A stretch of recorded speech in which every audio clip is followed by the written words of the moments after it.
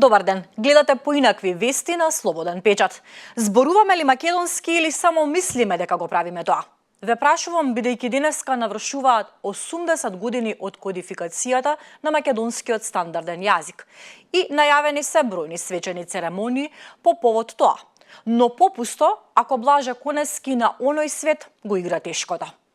Ако се присетиме на тоа дека за време на Втората светска војна и НОП во Македонија постоеле илегални печатници, каде се печателе разни летоци, прогласи, манифестации и брошури. И иако скришум со страв, но се негувал македонскиот јазик, тогаш се употребувал, но не бил изедначен. Свеста била голема. Па така набргу, на првото заседание на АСНОМ, сите биле согласни за воведувањето на македонскиот јазик за службен во македонската држава. Тогаш е кодифициран македонскиот литературен јазик.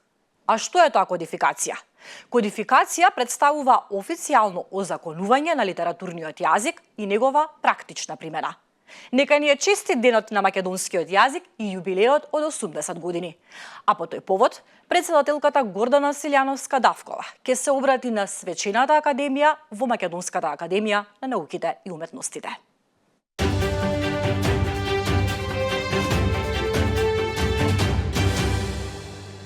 Иако Христијан Мицкоски и Арбен Таравари секој ден се сретнуваат како колеги во владата, за клучното прашање се уште не разговарале, вели премиерот. Но денеска е тој ден кога тие двајцата ќе разговараат и јавноста наскоро ќе ја дознае одлуката на Таравари, дали тој останува во владата или ќе се препушти на опозицијската ДУИ. Мицкоски сака лично од Таравари да слушне дали е точно дека има договор помеѓу партијата на Таравари и ДУИ, дека во најмалку 5 општини, каде што тој ќе извади кандидати, ДУИ нема да има свои кандидати за градоначалници.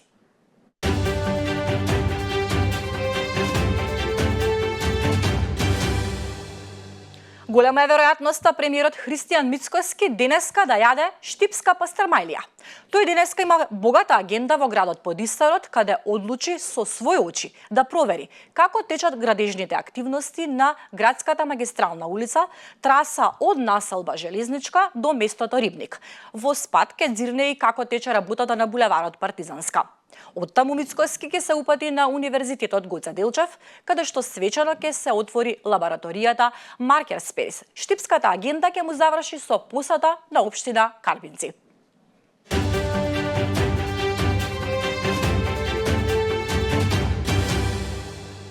Кој се плаќаше солидарен данок? Пред 2 години 156 компании платиле скоро 50 милиони евра, наводно ништо невообичаено, но парите се платени и легнати на државна сметка.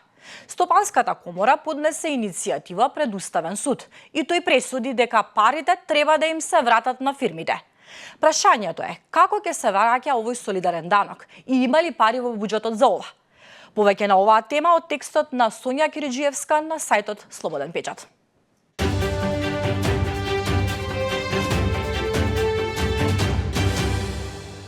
И по неговата смрт продолжува пријатно да не изненадува.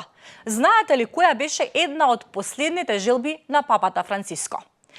Еден од папамобилите да се претвори во мобилна здравствена клиника за децата во Газа.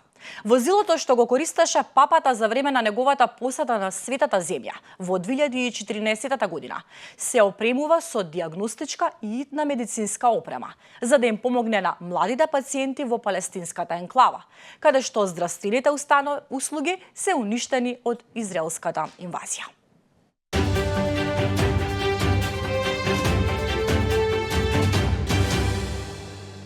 Американскиот председател Доналд Трамп иронично најави дека сака да биде следниот папа.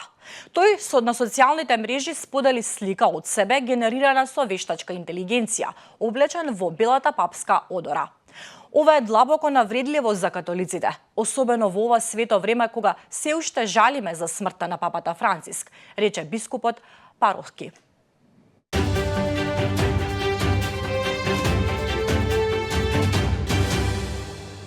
Дали по 62 години повторно ќе се отвори затворот Алкатрас? Ова е уште една од низата желби и барања на Трамп. Тој најави дека веќе и наредил на владата да се спроведе оваа одлука, при тоа нагласувајќи дека тоа ќе значи символ на закон, ред и правда. Алкатрас првично бил поморска утврда, а во почетокот на 20 век бил претворен и во воен затвор.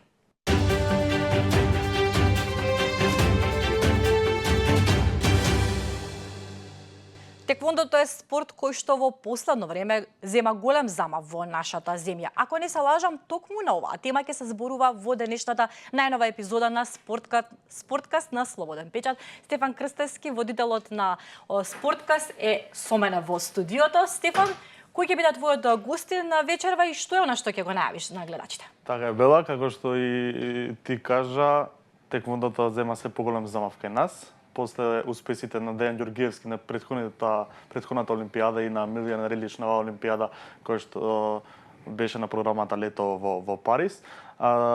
Теквондото е се популарен кај малите деца. Мој гостин беше Александар Евтимов, тренер и учител и ментор на Милјана Рилич. Со Александар зборевме за целото искуство во Париз, за теквондото како спорт во нашата држава, колку тој се практикува и испративме на јасна порака дека во Македонија треба да се почитуваат и да се вложува поголеми средства во индивидуалните спортови, зашто едноставно се поевтини и поисплатливи за нас како држава. Значи сте опфатили едно клучно и важно прашање покрај тоа што се дискутира, еден забавен подкаст како што можеме да заклучиме од претходните епизоди, да најавиме вечерва точно во 20 часот, така? Така е, во 20 часот на YouTube каналот на Слободен печат, Спорткаст, гостин Александар Евтимов. Задоволство ќе би биде да гледаме, верувам дека и на нашите гледачи. Благодарам, Стефан, почитувани. Вас ви преостанува да бидете и вечерва во 20 часот на YouTube каналот на Слободен печат и да го погледнете најновото издание на подкастот Спорткаст на Слободен печат. Ова беа поинакви вести, ви благодарам за вниманието.